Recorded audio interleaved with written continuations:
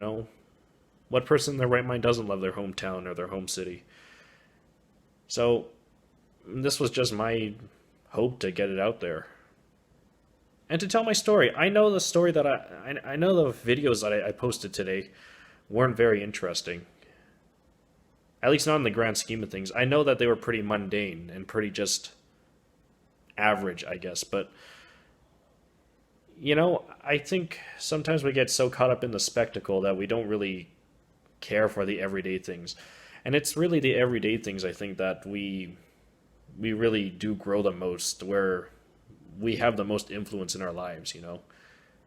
I think we take the mundane for granted. And I know we've all felt that because we've all had situations in our life where one constant in our life, one thing that we could reliably count on to always be there, disappears one day, like the loss of a loved one or a sudden move to a new house, where all of a sudden we realize that that thing we took for granted was one of the most important things in life, in the world to us. And so, even though, like many people, I'm sure I wish something spectacular happened today. I think, I think just the everyday interactions. There wasn't anything special. I didn't catch any crime on video or any special miracle like the birth of a child. No, it was pretty much just a laid back day. And even though we have thousands of those, I mean, I guess we have hundreds of those in a year. It's given me perspective. It's reminded me that I ought to make every day count. Just as I spent the whole week prepping for this one day, I ought to know that I should take every day. This is one of my mottos in life. You should treat every new day as an opportunity to make the world a little bit better or a little bit worse. It's your choice. And this project and projects like this, which I hope to produce myself one day, maybe as a hobby, they remind me that every single day there are stories out there being told. There are people you can meet. I met some great people today. This today I grew closer to some members of my family. I heard stories from them that I'd never heard before, or I've heard their introspections that I'd never heard of before, that I didn't know they were capable of. And so this day, this day to me is maybe not quite a turning point in my life, but it's a reminder of what I already believed in, which is that every day must be taken as an opportunity to either improve yourself or improve the world, and to make things a little bit better than they were before. Now, what's something that I fear? Um, I fear a lot of things. You know, I fear that when people really get to know me, they won't really like the real me. And that is a really legitimate fear, because I think we should all be aware of our shortcomings, but I think a lot of us have skeletons in the closet that we'd rather people didn't see. I think we all have embarrassing secrets that we don't want people to know. Or we're scared that if we let people in, we'll be hurt because they won't like us for how we really act. You know, you go home, maybe you're a bit more lazy, or you don't dress as well, or you're a bit meaner, you're less polite. And it's terrifying then to let people in and to get to know the real you, because you're just aware of just how many flaws there are. Or you're scared that you don't know how many flaws you have. And that makes it even more difficult. My social anxiety is something I've dealt with my whole life, really. I was bullied a lot in my formative years in school. I've never had a girlfriend. I've always felt like a bit of an imposter, even to my own family sometimes. And, you know, things like that keep me up at night. Things like that, I lie awake thinking to myself, who am I really? You know, who am I really? Who am I trying to be? Is it possible for me to be who I want to be? And will I be doing honor to my family? Will I be doing honor to my community in doing that? Will I be serving God in whatever I do? It's not death that I'm really afraid of as much. It's failing to live, I guess. Failing to live a fulfilling life. And a fulfilling life to me isn't just one where, I get to see all the wonders of the world or I get to travel a lot. That's not my ideal life. I would enjoy doing those things. But my ideal life is one where I actually commit to doing something worthwhile and I get it done. And I think to myself, where I am in my life right now, I don't think I can do that. I have a lot of growing to do. And I wish I grow up. I hope I grow up. That's my biggest fear, is that I'll never change, that I'll never be better than I am. And that maybe I deserved all the bullying I got, or maybe I really am an imposter, you know?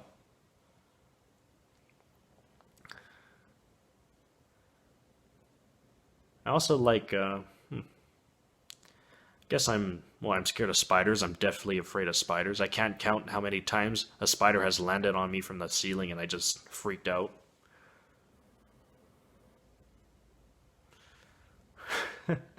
What else is there? Well, there's nothing else really. When you're at home at night, you're by yourself in the middle of your house and it's dark. You're kind of scared that there's a ghost or something, or there's a stalker hiding in the basement. I guess I get those moments of terror too. I'm scared I won't be able to pay the rent. I'm scared I won't be able to pay the bills or put food on my table. In truth, I don't think I'd starve because, you know, my parents care about me so much. I know if I were ever in those dire straits, they would let me move back in a heartbeat. But I would feel so ashamed and disappointed in myself and for them if I'd ever fallen that hard. So I hope I never get there. But you know, what's one thing that I would change either about my life or the world? Well, I've thought about this for years, and one thing that I see in myself and I see in so many other people in this world is that we just refuse to listen to each other.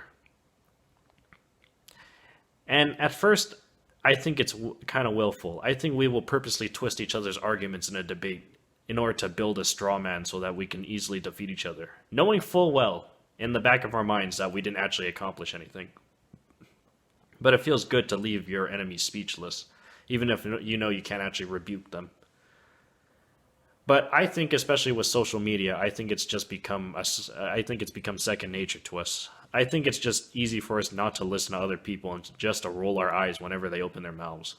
Doesn't matter what they say; they could say the best thing in the world, and you would just not listen to them because it's just easier not to.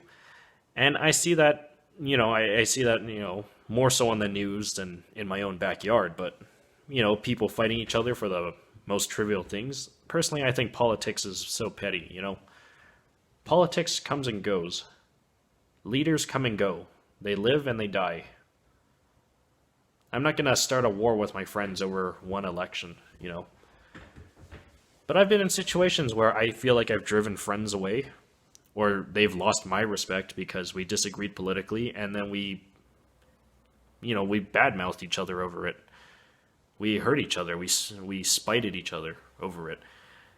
And that's to my ever loving shame. It feels good in the moment sometimes to do that. It feels good to beat people, to demolish them, but in the long run, it's just miserable.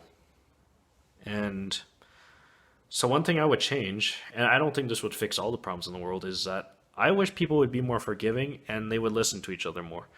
That's another one.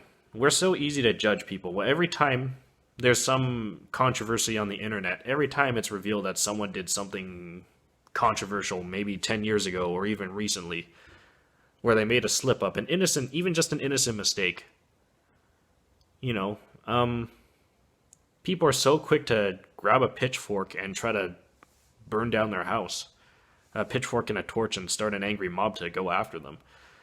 And again, I just like to remind people that we're all frail, we're all imperfect, and we're all learning. And I think we need to forgive each other more. And again, part of it's willful. Part of the reason why we don't forgive each other so easily is because it's easier to beat your opponents while they're down as opposed to, trying to build them up as human beings, trying to reconcile with them and trying to build them up into better people. It's just easier to beat them while they're down. And that sickens me, but I understand the allure because I understand how easy it is and how fun it is. So that's one thing I would change.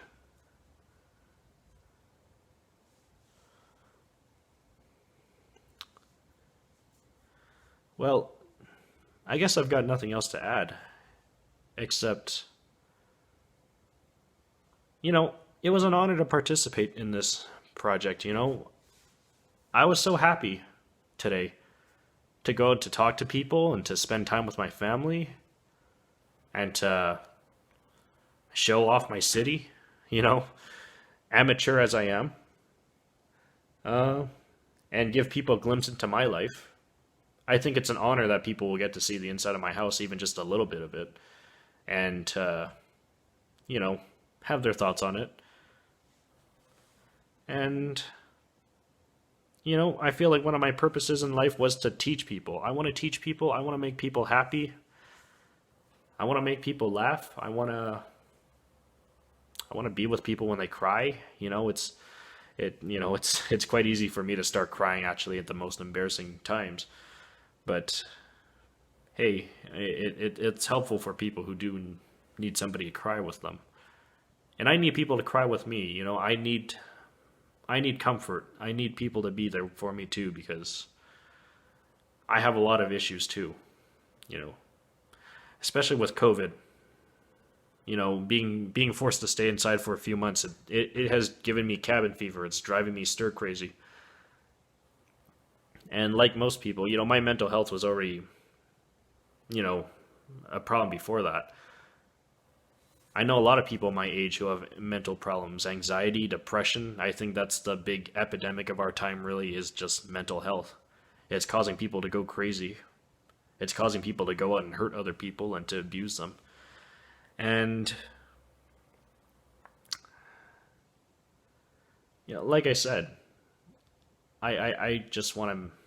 I want to leave the world a more positive place when I die, and I feel like opportunities like this to show off my life, to really make myself vulnerable in front of people, you know, even just strangers to judge me and to, well, try to understand me or analyze me, just, it's humbling and it's been an honor and a privilege to do that. And, especially to know that one day, I hope one day, sometime in the future, just because people will be curious about how we lived on July 25th, 2020, I think this will mean something to someone one day. I think maybe even my own grandkids, maybe somebody will watch this video in the future and it'll mean something to them.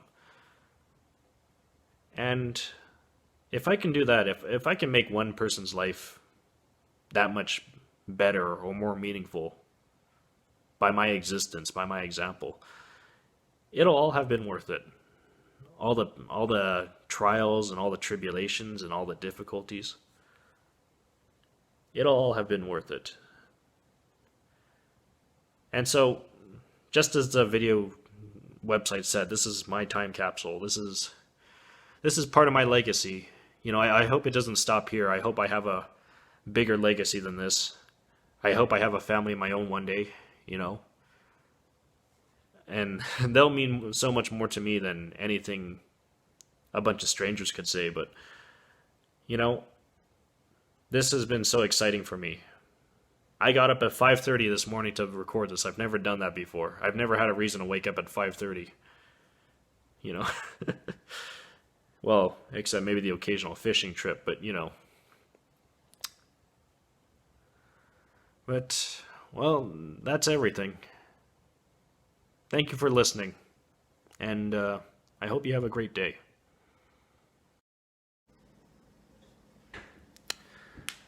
What's a list of things I love? Well, I love my garden because it gives me peace and I love growing things. I love my jigsaw puzzles because they give me something to do, they help me exercise my brain. I love my computer because I built it myself and it helps me achieve a lot of things like getting research done, studying for my LSAT, playing video games when I'm too stressed out. Most importantly, I love my family because, well, they raised me and I wouldn't be anywhere without my family. My folks, my mom, my dad, my two brothers, my aunts, my uncles, my grandparents, all of them. I love them all because, well, I don't know what I'd do without them. Most of my life has been oriented around them. And I've always wanted to do right by them, you know? Especially my grandparents, my grandpas, both of them have passed away now. And, it's been hard. You go and visit them at the cemetery and you wonder if you're doing right by them. You wonder if they'd be proud of you. You wonder if they care about your accomplishments or if they would be proud about the person you're becoming. And especially when I hear about all the difficulties they went through. My grandparents went through a lot of racism when they got here. Uh, they had rocks thrown out their house. And I think to myself, is it ever possible for me to live up to what they lived through? They're my heroes. All the difficulties they went through so that I could have a good life. I ask myself, is it ever possible for me to live up to that? You know? And I guess that's what love is. To me, love is about really devoting yourself to something that's bigger than you, something that maybe you can't even live up to. You know, throwing yourself at a problem or throwing yourself at something that you believe in that you know that you can't possibly just do on your own, but you do it anyway because it's the right thing to do. You know, I love God. I love my God. He created me. He loves me. He gives me hope and faith, especially when times are down, as they are now. Especially now that I'm, struggling with a lot of difficulties in my life. It feels good to pray. It feels good to ask for help, and to recognize your shortcomings. It's a humbling thing, but I find every time that happens, it hurts for a bit when I'm made aware of my own shortcomings, my own frailties, or my own failures as a human being. But ultimately, it makes me a better person, and it allows me to find some more contentment and satisfaction in life knowing that I can be a better version of myself. You know, Small things. I love the smell of the rain. When it rains, I leave the windows open because I love the smell of rain. It reminds me of new beginnings. It's refreshing. It makes the temperature nice and cool in the summer.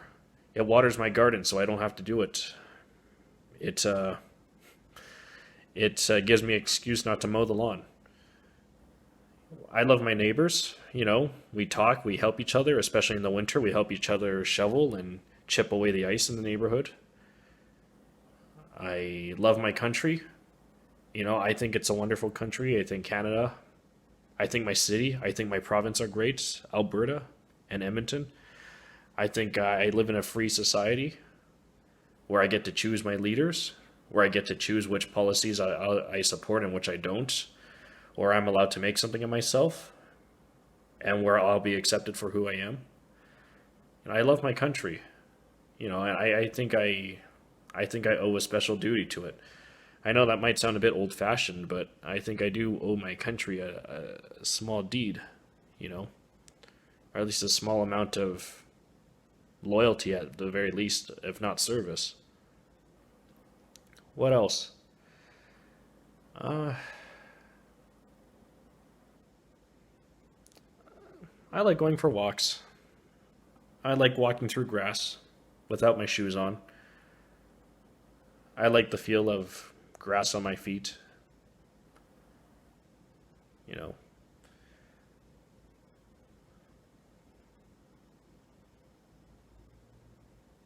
I love sun. I love the sunshine. I love it when it's sunny out and it rains anyway. I love it when it rains on a sunny day. I love it when we get sunny skies in winter, you know.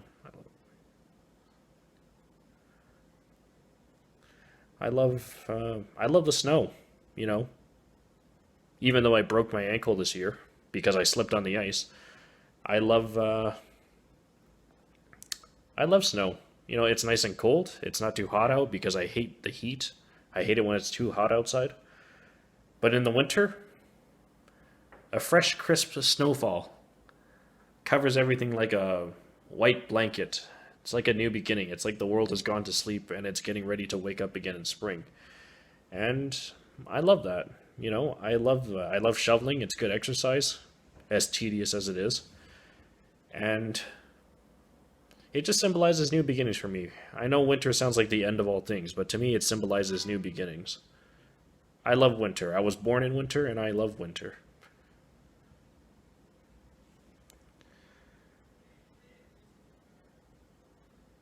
What else do I love? I guess I love participating in this. The first life in a day or day in the life, I missed out on it. I saw the ads for it, but I was just a kid at the time. I was only 13. I just didn't feel like doing it. But I thought it was an amazing documentary. I love watching documentaries, especially about what life is like for average people around the world.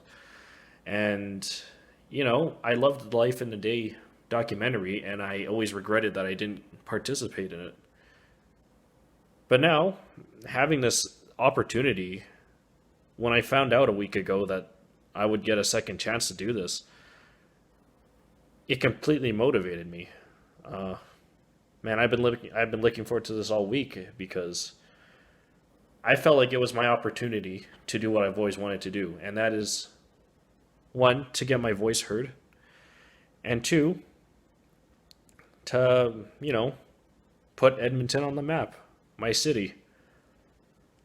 I mean, depending on which circles you look in, Edmonton is on the map. We're part of the NHL, the NFL, I think, maybe not the NFL, but you know, we have some things going for us. But Edmonton is not really a big showy place. It's really not the place you go when you want to make a name for yourself. And despite that, I love my city. What person in their right mind doesn't love their hometown or their home city? So this was just my hope to get it out there and to tell my story. I know the story that I know the videos that I posted today weren't very interesting, at least not in the grand scheme of things. I know that they were pretty mundane.